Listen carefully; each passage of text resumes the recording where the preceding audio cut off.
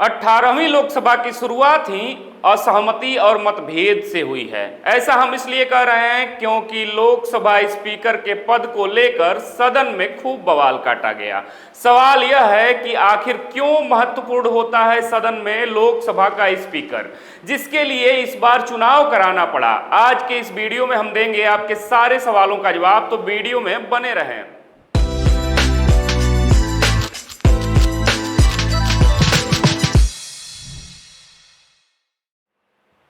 नमस्कार, मैं विश्वजीत कुमार और आप देख रहे हैं खबरों के खिलाड़ी। बता दें कि एनडीए सरकार चाहती थी कि विपक्षी इंडिया गठबंधन लोकसभा स्पीकर के लिए ओम बिरला का समर्थन करे, लेकिन सहमति नहीं बन पाई। हालांकि बुधवार को ओम बिरला स्पीकर पद के लिए चुन लिए गए और उन्हें प्रधानमंत्री नरेंद्र मोदी के साथ नेता प्रतिपक्ष राहुल गांधी ने भी बधाई दी। यह स्पष्ट था कि ओम बिरला स्पीकर चुन लिए जाएंगे क्योंकि सदन में संख्या बल एनडीए के पास था, लेकिन फिर भी इंडिया ब्लॉक ने कांग्रेस से अपने सबसे अनुभवी सांसद कोडिकुन्नील सुरेश को स्पीकर पद के लिए आगे किया था। बता दें कि मंगलवार को विपक्ष की ओर से कांग्रेस नेता केसी वेणुगोपाल और डीएमके के नेता टीआर बालू की मुलाकात रक्षा मंत्री राजनाथ सिंह, गृह मंत्री अमित शाह और स्वास्थ्य मंत्री जेपी नड्डा से हुई, ताकि स्पीकर पद के लिए दोनों ही खेमों के बीच सहमति बनाई जा सके। लेकिन सहमति का नतीजा बेअसर निकला, जिसके बाद वेणुगोपाल ने सरकार पर आरोप लगाया कि वो संसदीय परंपरा को मानने से इनकार कर रही है। ये आम समझ है कि डिप्टी स्पीकर का पद विपक्ष को ही दिया जाता है। बता दें कि इंडिया ब्लॉक के कोडिकुन्नील सुरेश केरल से 8 बार सांसद रहे हैं और दलित समुदाय से आते हैं। वहीं एनडीए के ओम बिरला राजस्थान के कोटा से 3 बार सांसद चुने गए हैं। देखा जाए तो संख्या के अनुसार तेलुगु देशम पार्टी और जनता दल यूनाइटेड जैसे सहयोगियों वाले एनडीए के पास 543 में से 293 वोट हैं। वहीं इंडिया ब्लॉक के पास 236 सदस्य हैं और इसे कुछ छोटे संगठनों और निर्दलियों का समर्थन भी प्राप्त है। इस समय लोकसभा में 16 सीटें निर्दलीय और छोटी क्षेत्रीय पार्टियों के पास हैं। भारतीय लोकतंत्र के इतिहास में सिर्फ 3 बार ही ऐसा हुआ है जब स्पीकर पद के लिए मतदान कराए गए हों, वरना इस पद पर हमेशा ही पक्ष और विपक्ष के बीच सहमति बन जाया करती है। 2024 से पहले 1952, 1967 और 1976 में स्पीकर के पद के लिए मतदान किए जा चुके हैं। बता दें कि मंगलवार को राहुल गांधी ने संसद से बाहर मीडिया से बात करते हुए कहा था कि मोदी जी कहते हैं कि हमें मिलकर काम करना चाहिए और हम मिलकर काम करने को तैयार भी हैं, लेकिन उनकी कथनी और करनी में बिल्कुल फर्क है। हम सत्ता पक्ष के स्पीकर उम्मीदवार को समर्थन देने के लिए तैयार हैं, लेकिन जब मल्लिकार्जुन खड़गे ने डिप्टी स्पीकर पद विपक्ष को देने के लिए कहा तो रक्षा मंत्री राजनाथ सिंह जी ने उन्हें कॉल बैक करने के लिए कहा था।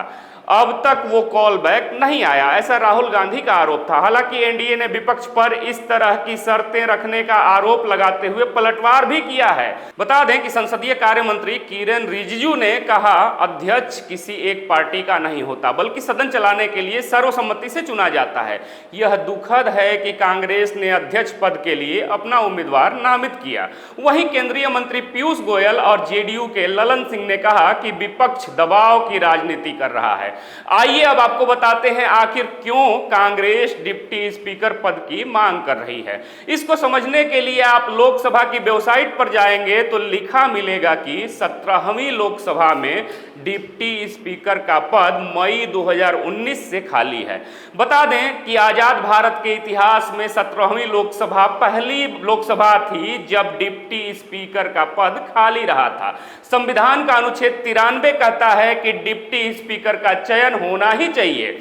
सदन के 2 सदस्यों का चयन स्पीकर और डिप्टी स्पीकर के रूप में होना संविधान के अनुसार अनिवार्य माना जाता है। वर्ष 1969 तक कांग्रेस ये दोनों पद अपने पास ही रखती थी, लेकिन साल 1969 में ये चलन बिल्कुल बदल गया था। कांग्रेस ने ऑल पार्टी हिल लीडर्स के नेता गिलबर्ट जी स्वेल, जो उस समय शिलोंग से सांसद थे, उन्हें डिप्टी स्पीकर का पद दिया था। संविधान के अनुच्छेद 95 के अनुसार डिप्टी स्पीकर लोकसभा स्पीकर की अनुपस्थिति में उनकी जिम्मेदारियों का निर्वहन करता है। अगर डिप्टी स्पीकर का पद खाली रहा तो उस स्थिति में राष्ट्रपति लोकसभा के किसी एक सांसद को ये काम करने के लिए चुन लेते हैं। अब आपको बताते हैं लोकसभा स्पीकर का पद इतना अहम क्यों होता है, महत्वपूर्ण क्यों होता है। बता दें कि सदन में बहुमत साबित करने या दल बदल विरोधी कानून लाने की स्थिति में स्पीकर की भूमिका सबसे ज्यादा महत्वपूर्ण होती है। सदन में विवाद होने पर अध्यक्ष का फैसला अंतिम फैसला माना जाता है। लोकसभा में प्रमुख रूप से स्पीकर ही सदन का प्रमुख और मुख्य वक्ता माना जाता है। स्पीकर को सदन में व्यवस्था और मर्यादा बनाए रखना होता है और वह सदन की कार्यवाही स्थगित या निलंबित भी कर सकता है। स्पीकर को भारत के संविधान के संसद से जुड़े प्रावधानों, लोकसभा की प्रक्रिया और संचालन करने के नियमों की अंतिम व्याख्या करने वाला माना जाता है। यानी सदन के संदर्भ में उसकी जो भी व्याख्या होगी वही सर्वमान्य होती है।